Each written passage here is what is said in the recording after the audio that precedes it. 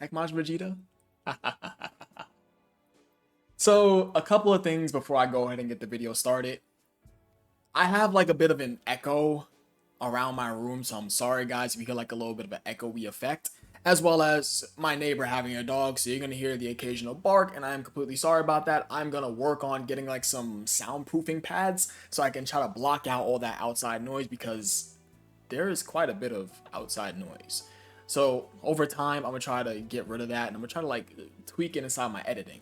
But we're back on schedule, daily uploads. I'm gonna be doing more live streams. Please do not at me on that on Twitter, on Discord. I'm gonna try. I will be trying to be doing more live streams. Trust me, bear with me. I gotta get those custom card reviews out the way. I know people have been just wanting me to talk about their card. Don't worry, I'm gonna talk about your damn card. I'm gonna get to it. I really appreciate you all for sending in your cards, taking time out of your day to make these beautiful masterpieces, whether it's just a text document or like a text inside a body for an email, all the way up to like some beautiful illustration. It's honestly really amazing that you guys send those in. Now, the focal point of the video, TEQ Majin Vegeta. This is one of the first AoEs in Dokkan, probably the first AoE. I'm not completely sure on that, so please don't quote me. But this guy is 7 years old, because he turned 7 years old on JP in April of this year. So because he came out in April of 2016. Guys, we're in June of 2023. This guy is 7 years old on JP, and he's going to be hitting his 7th year on Global in August of 2023 of this year. So it's pretty crazy how this guy is 6 years old on Global and 7 whole ass years old on JP. Now, there's not really too much for me to talk about with him and his Pre-EZA, nothing really too interesting. His leader skills, nothing too special. AGL, tech, STR types, HP, and attack 25%, who cares? He does mass damage with a rare chance to stun all enemies. Now, here's the kicker about this, is that I'm pretty sure Dokkan gave this guy a very low super attack modifier because he is an AoE that does have stun chance to stun those specific enemies. That's a 15% chance to stun, guys. Jeez is Christ. Now, take a look at this. He has a 50% attack at the start of the turn.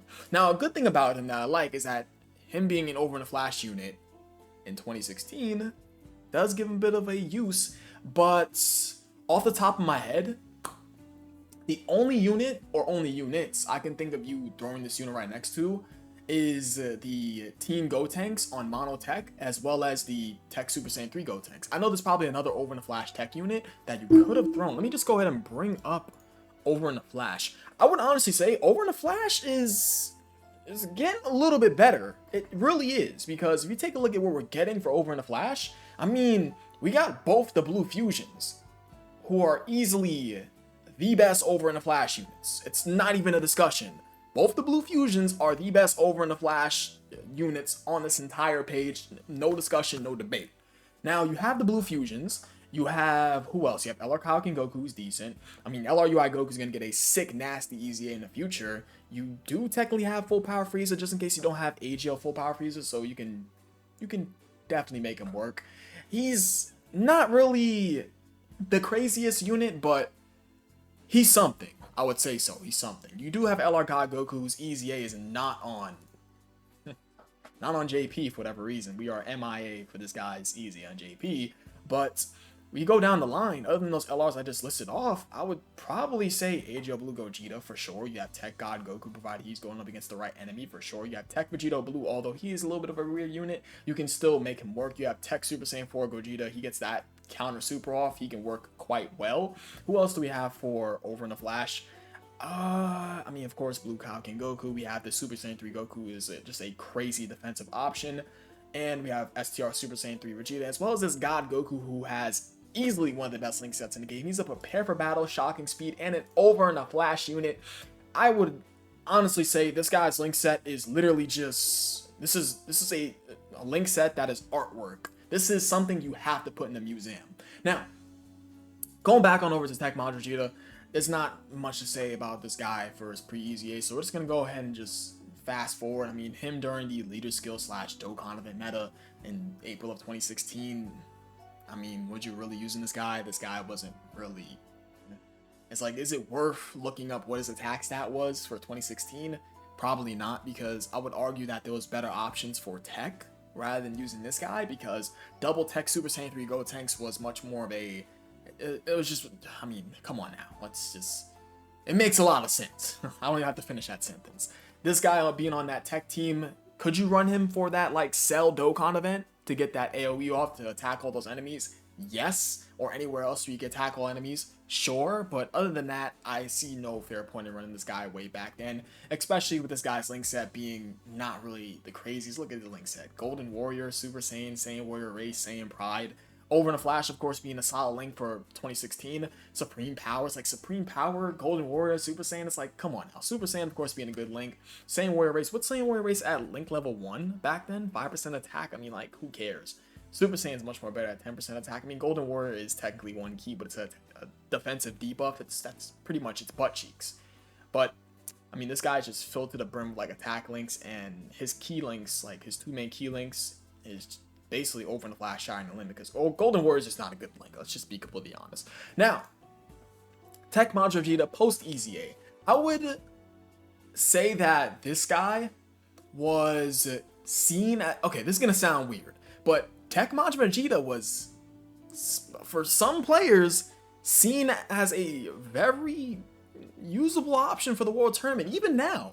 But the only thing is that this guy for 30x inside the World Tournament, you better hope this guy like double crits on a double super for him to clear out all the enemies, because this guy doesn't clear the board that well. Now, if you're going to use this guy for like a speed blitz sort of a team for the World Tournament, get you to 30x as fast as possible, yes, go ahead and do it. But for 30x as a whole, this guy's not really working. 30x being basically the highest, you know, multiplier for the World Tournament, the highest difficulty, so to say.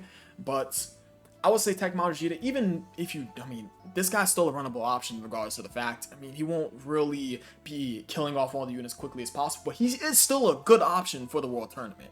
Nonetheless, with this guy not being able to finish off all the enemies on the field, I would say, because, I mean, if you've been playing for a while, I mean, I have this guy rainbowed, I'm pretty sure you have this guy rainbowed, and if you use this guy in the World Tournament, which I have, he doesn't really clear the board inside 30x. But regardless of all of that, you can still technically use this guy if you don't have enough AoE options, which of course there isn't a lot of AoEs in Dokkan. There's a good amount, but there's not a lot of AoEs in Dokkan, which is why they're still sprinkling a bit of these AoE units here and there. So what makes this guy so solid for the World Tournament, of course, is the fact that, thank the Lord, they buffed up his super attack multiplier from, well, super attack basically effect from mass damage to supreme damage. That helped this guy out a ton. And of course they gave him a, what's that? That's a 25% chance to stun. It just says with a chance to stun. Why couldn't you just make it a 30% chance to stun? Like, I mean, who cares? You went from a rare chance to stun to just with a chance to stun. I've definitely never seen that wording for a passive before, but hey, it is what it is. So I mean, this guy is an AoE that does supreme damage, and he starts out with 60% attack and defense to start a turn, and raises his ki by up to 3 and his attack and defense by up to 60% attack and defense. The more HP remain, the greater stats boost, of course, like, you know, the LR in cell, so on and so forth. It's like type passive. And of course he gains additional 88% attack when his HP is 60% or less when performing a super attack once only. I would honestly say that you're not gonna really see this often unless you don't really have a lot of World Tournament like options for like AoEs, and you somehow get hit in the World Tournament during 30x, but you do not want to take that hit in 30x. Trust me, that shit hurts. Listen, guys, taking hits is what you don't want to do. You take a hit, that shit is gonna hurt. Like, you put this guy inside the front line, he gets tagged by a normal, that shit's gonna be like 180k.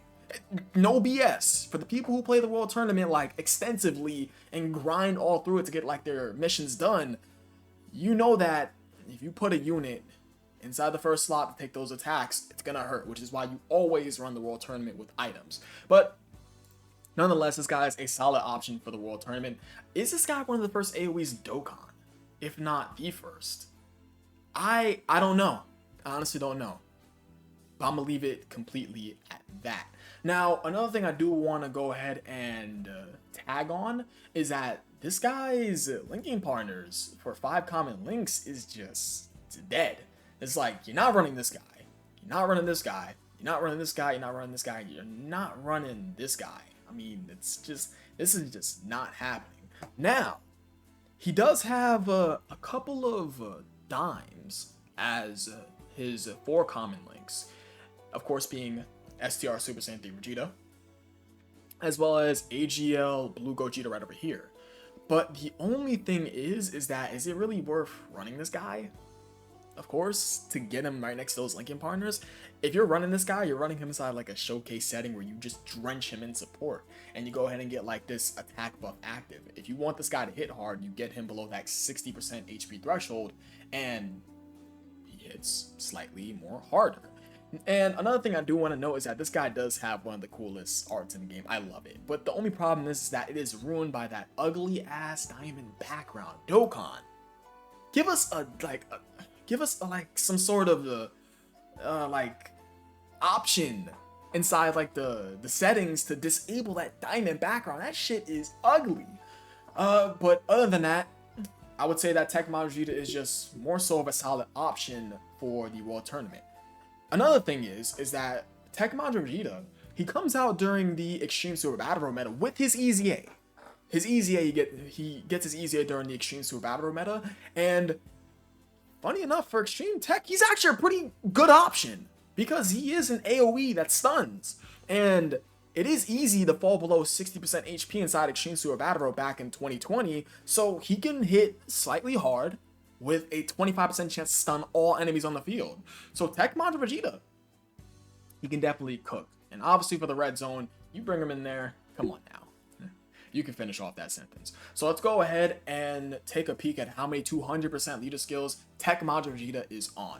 So, TEQ Majin Vegeta is only on 200% leader skills, that being Int Majin Vegeta's 200% leader skill, which could be problematic because, of course, they both have the same name, and obviously Int Majin Vegeta is way better than TEQ Majin Vegeta. And he's also on the LRZ Boys 200% leader skill to Final Trump Card, Connected Hope, and Buu Saga. But of course, as you guys already know, he's on Int Majin Vegeta's 200% leader skill to Buu Saga, Vegeta's Family, and Gifted Wars because he's obviously on all 3 of these teams. And he's on, of course, Final Trump Card as well as Connected Hope and Buu Saga, but he's not on Power Wishes, clearly. So, going on over to his Pre-EZA, what is good about this guy? I mean, you can make the case that this guy does have some sort of use back in 2016 with his stun chance against all enemies with his AoE. He does have some sort of attack. He starts out with 50% attack at the start of the turn, and he is over in a flash unit on Mono Tech at the time, so you could run him with Tech Super Saiyan 3 Go tanks and the Team Go tanks, as well as some other options that I have not listed. And of course, what is good about this guy and his Post-EZA is the fact that this guy was given a better, of course, super attack modifier, well, super attack effect, with him getting boosted stun chance as well as supreme damage.